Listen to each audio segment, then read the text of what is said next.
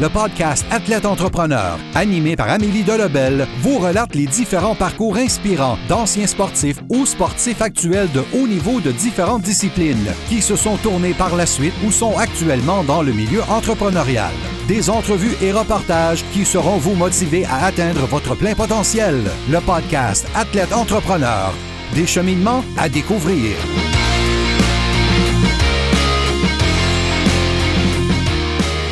Bonjour à tous, ici votre hôtesse Amélie Delebel et je suis très heureuse de vous accueillir sur mon podcast Athlète Entrepreneur pour cet épisode 074 sur la nouvelle aventure de Zachary Foucalé.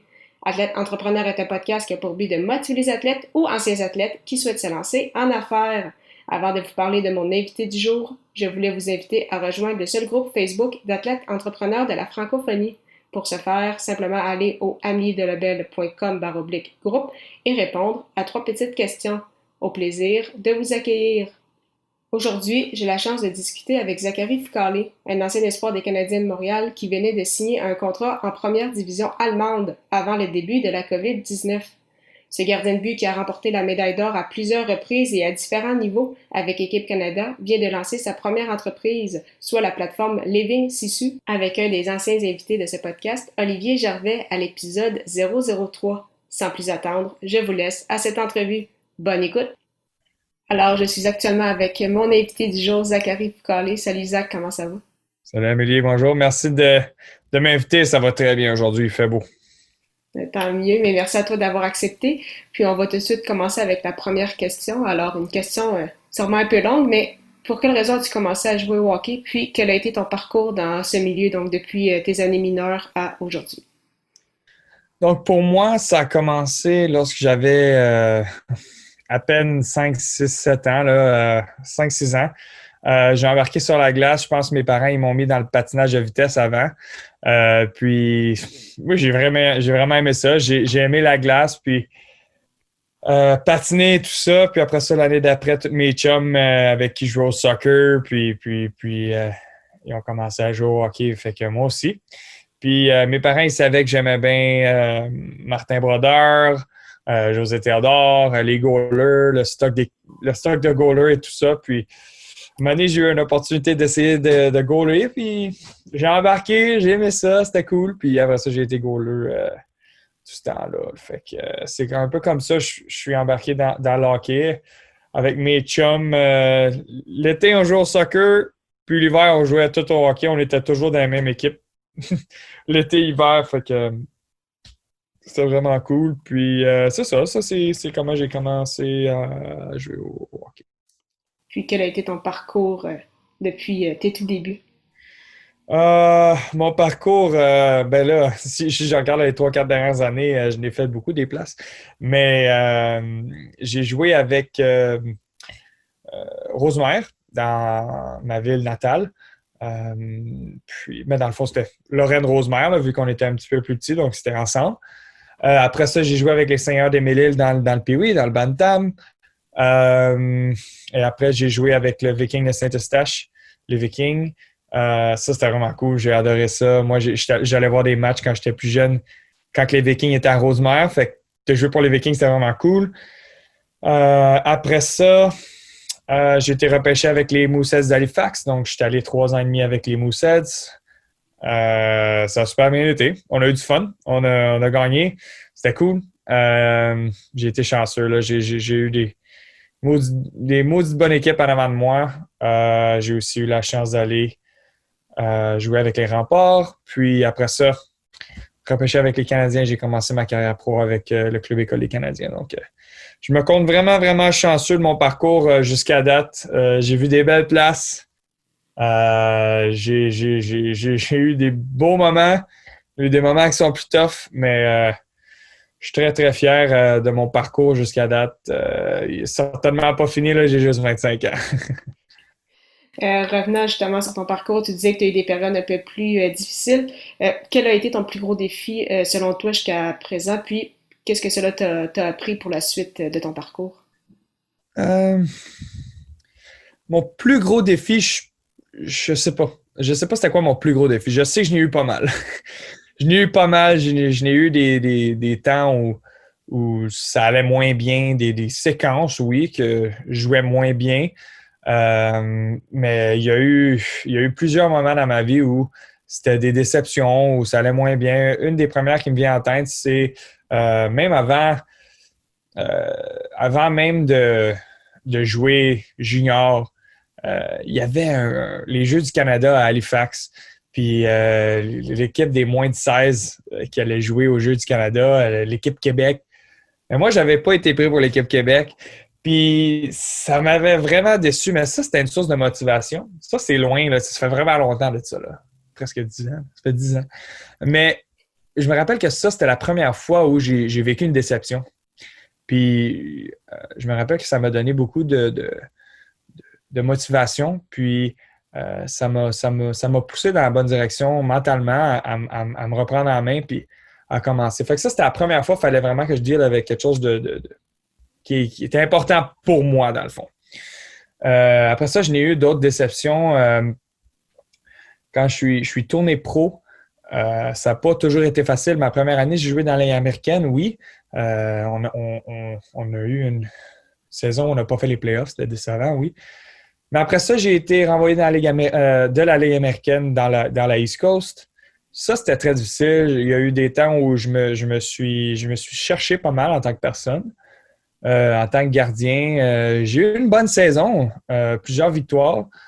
Les playoffs ont bien été, mais c'était un temps où il fallait que je me cherche. Après ça, il y avait pas se refaire signer par les Canadiens. Ça, c'était une déception un peu où je voyais ça un peu comme un moment qui était comme un échec personnel, mais ça fait partie du hockey. T'sais, dans ce temps-là, je voyais ça d'une manière, mais maintenant, je regarde en arrière puis je vois ça d'un œil complètement différent, d'une autre perspective complètement. Mais regarde, je pourrais en parler beaucoup de mes échecs puis des déceptions puis des challenges, mais ça, c'en est juste quelques-uns, là, mais je n'ai eu des mauvaises games. Là. Dans le pro, là, je me rappelle un des matchs, je me suis fait compter 9 buts contre les Marlies dans la Ligue américaine. Ça, c'était 8 buts ou je sais pas. Là. C'était trop. Anyway, c'était trop. Mais c'était des moments comme ça, je n'ai eu. Puis quand tu es dedans, c'est pas le fun, mais tu réalises que tu as besoin de passer à travers de ça. Là. Il y a une raison à ça. Il y a quelque chose qu'il fallait que tu vives. Là. Fait que c'est ça. Je t'entends parler justement de refléter un peu sur toi-même, sur ton parcours. Puis, j'ai l'impression que justement ça se ressent dans l'entreprise en fait que tu viens de lancer avec Olivier Gervais, que j'ai reçu d'ailleurs aussi à l'épisode 003. Donc, c'est Living Sisu, votre nouveau projet. Ouais. Sisu. Donc, comment ça s'est parti en fait ce projet-là? D'où est-ce que vient cette idée? Parce que toi, avant la COVID, tu venais de signer en Allemagne. Finalement, tu es revenu au Québec. Donc, comment tout ça s'est déroulé? Oui, c'est ça. J'ai signé en Allemagne. J'étais là juste pour 3 semaines. Je suis revenu. Puis là, tout à coup, j'avais tout plein de temps. J'avais tout plein de temps en avant de moi. Puis, avec rien vraiment dans les prospects pour les saisons de hockey. Parce que si on regarde en mars, là, on ne pensait pas recommencer tout de suite. Mais Oli m'avait déjà parlé d'un projet comme ça fait plusieurs mois. Dans le fond, c'est son idée. C'est lui qui a pensé au concept. Puis il m'en a parlé. Il voulait savoir si j'étais intéressé à embarquer là-dedans avec lui. Puis, ce qui m'a vraiment poussé à embarquer, c'était les valeurs en arrière de ça. C'était le concept. Puis premièrement, Oli, c'est une super personne. C'est un extrême travaillant qui est super passionné de ce qu'il fait. Mais aussi, c'était les valeurs que lui il tient, puis que la compagnie tient maintenant. Donc, en tant que compagnie, Living Sisu, c'est un gros concept finlandais on parle beaucoup de résilience, de courage, de détermination, de guts, de grit. Ça enveloppe un peu tout ça, là, le Sisu. En Finlande, ça se peut, je me trompe, là, mais c'est un peu the way of the warrior, comme on dit. Donc, c'est beaucoup de concepts, de mots, de descriptions, d'attributs que quelqu'un devrait avoir en tant que sportif. Fait que Oli a pensé à ça. Puis on voulait aider les gens à activer leur mode de vie, que les gens essayent de nouveaux sports, de nouvelles choses, juste s'activer, puis bouger, puis avoir un lifestyle plein de sport. Fait que ça fait partie un peu de nos valeurs. Puis comme tu as dit un peu, oui, j'ai dû faire preuve un peu de sissou dans ma carrière jusqu'à date, de détermination, du courage, de la ténacité, parce que ça n'a pas toujours été facile, mais je pense que c'est pas juste pour ma carrière. Là. Tout le monde doit avoir ces petites caractéristiques-là à l'intérieur pour avoir du succès dans n'importe quoi. Puis jusqu'à présent, quelles ont été les étapes? Parce que là, justement, Olivier il avait une idée, donc Oli avait l'idée de base. Et comment vous avez fait après ça par la suite ça pour populariser? Là, je vois que tu fais beaucoup de lives justement avec des différents athlètes, donc de différentes disciplines, Ouais. des directs. Donc, c'est ça, quels ont été les concepts, puis comment vous avez monté concrètement cette idée pour voir ce projet voir le Mais dans le jour, en fond, fait. ouais, c'est vrai, j'en ai pas parlé ben de ça, mais Living Sisu, en ce moment, tout ce qu'on veut, c'est un peu éduquer les gens sur c'est quoi le Sisu, c'est quoi ça veut dire, c'est quoi le concept en arrière de ça, mais c'est un mindset, c'est une manière de vivre ta vie.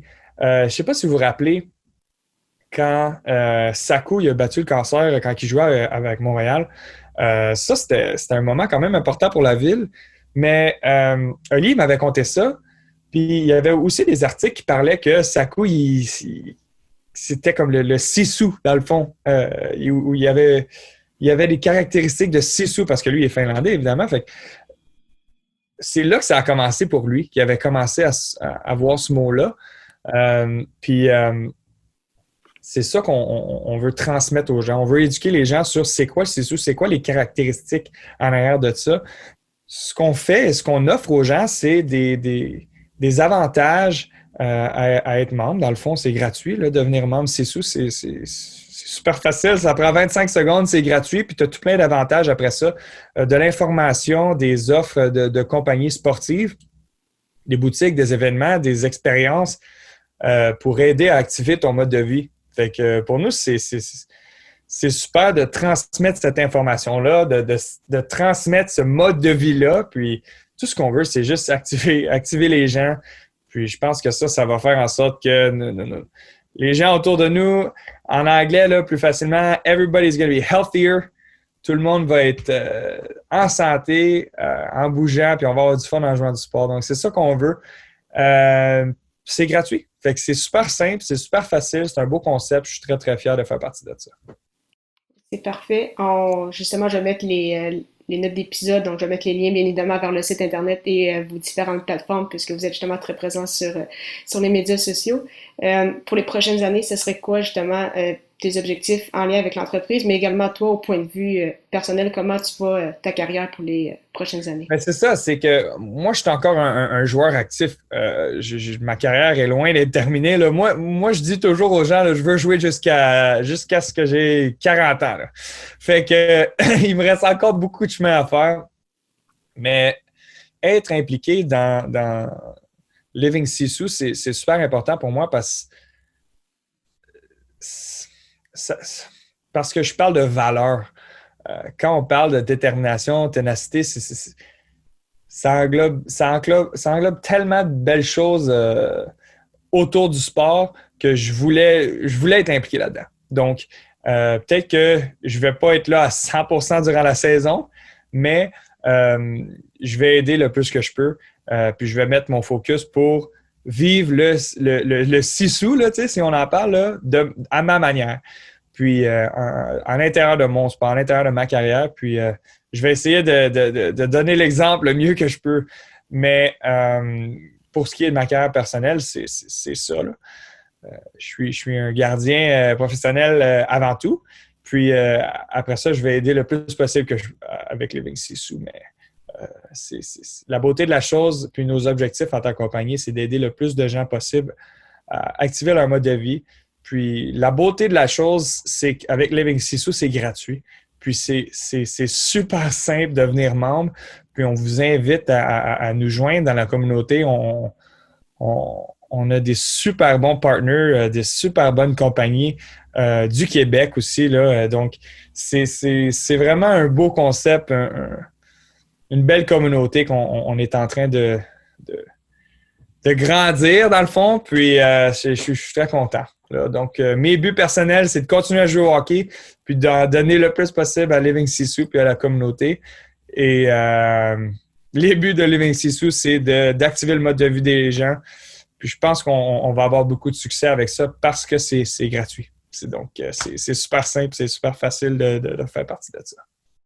Mais merci beaucoup, Zach, pour ton temps. Avant de terminer cette entrevue, je vais te poser quelques petites questions en rafale. Ma première, c'est quelle est la chose la plus importante que le sport t'a enseigné? La chose la plus importante qu'elle m'a enseigné, c'est croire en soi-même, puis toujours se rappeler des petites choses que tu faisais quand tu étais plus jeune ou que pour toi, c'était moins important, mais ça, c'est les choses qui t'ont amené où tu es aujourd'hui. Donc, j'ai parlé à Pat Côté l'autre jour, puis il me parlait beaucoup de loyauté de son équipe. J'ai vraiment, vraiment aimé ça. C'était une super belle leçon. Et Alex Blodeau, lorsque je lui ai parlé dans une petite entrevue de Living Sisu, en fait, là, sur notre live, là, la petite séquence live dont on parlait tantôt, lui, il parlait d'avoir aucun regret, de tout donner dans son training pour quand il arrive à performer, qu'il n'y ait aucun regret. Puis ça a résonné beaucoup avec moi parce que je suis une personne qui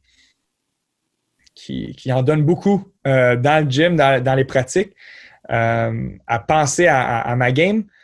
Et c'est important pour moi d'arriver au match puis d'avoir aucun regret puis de travailler puis de juste m'amuser lorsque c'est le temps du match. Juste quand un match arrive, je fais juste jouer puis dans ma tête, je sais que je suis prêt pour ces moments-là. Donc ça, c'est une des leçons que j'ai appris, c'est tout donner dans le training pour que quand c'est le temps de performer, tu n'as aucun regret. Là. Ça, c'est important pour moi.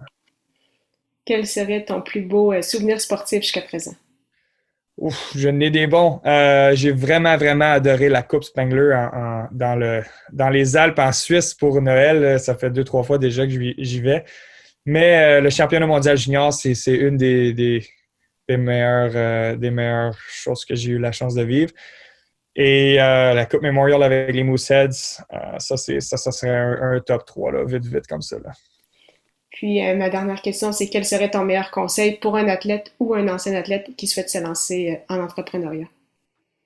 Je ne sais pas si je suis la meilleure personne à demander des conseils en entrepreneuriat parce que je suis très, très nouveau dans cette game-là. Je suis très, très nouveau. Donc, moi-même, si j'avais à me donner un conseil, c'est d'essayer d'apprendre des gens qui sont beaucoup plus... qui ont plus d'expérience que moi dans cette facette-là.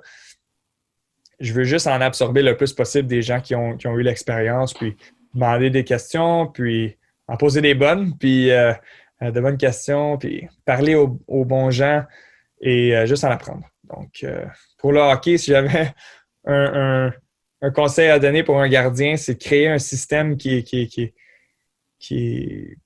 fonctionne pour toi, puis vraiment y croire, puis continuer à peaufiner les petits détails dans ton propre système et pas toujours regarder les autres, là, vraiment rester focus sur toi-même. Mais je pense que ça, c'est un bon conseil à donner dans l'entrepreneuriat aussi. Là. Mais moi, j'en ai beaucoup à apprendre là-dedans, le fait que je ne vais pas trop élaborer sur les choses qu'on devrait faire parce que moi, je dois en apprendre bien plus avant tout. Et merci beaucoup, Zach, pour ton temps. C'était vraiment très, très intéressant puis très, très apprécié. Good. Ben, merci beaucoup de m'avoir invité.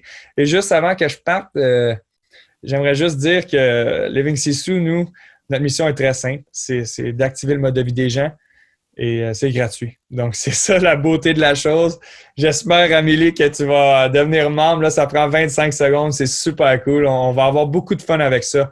On va créer des événements qui sont vraiment cool pour que les gens y participent, y activent leur mode de vie. Puis, j'ai vraiment hâte à la suite. Donc, on va se parler bientôt. Merci beaucoup. Parfait. Merci beaucoup à toi aussi. Bye-bye. Salut. Merci beaucoup encore une fois à Zachary Foucalé pour son temps et en souhaitant que vous ayez aimé ce 74e épisode officiel d'Athlète Entrepreneur. Pour écouter mes dernières entrevues, rendez-vous sur mon site internet au ameliedelobel.com/podcast. Si vous avez déjà un podcast ou vous souhaitez en lancer un, je vous recommande l'hébergeur Blueberry que j'utilise également. Pour obtenir un mois d'essai gratuit sur cette plateforme, simplement allez au ameliedelobel.com/blueberry, BLUBRRY. Si vous avez des questions, contactez-moi comme toujours via mes médias sociaux. J'y répondrai avec plaisir. Merci encore une fois pour votre confiance et à la semaine prochaine pour une autre entrevue.